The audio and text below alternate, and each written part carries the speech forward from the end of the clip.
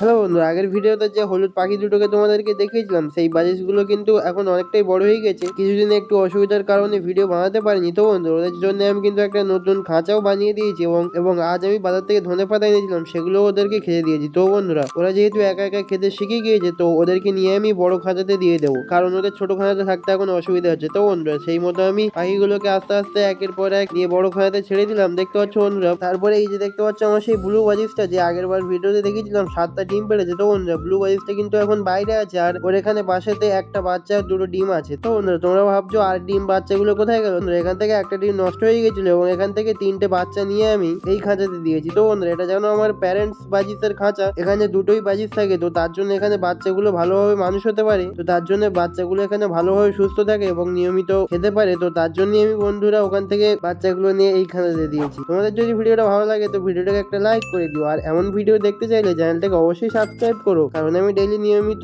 এমন video upload করে থাকি।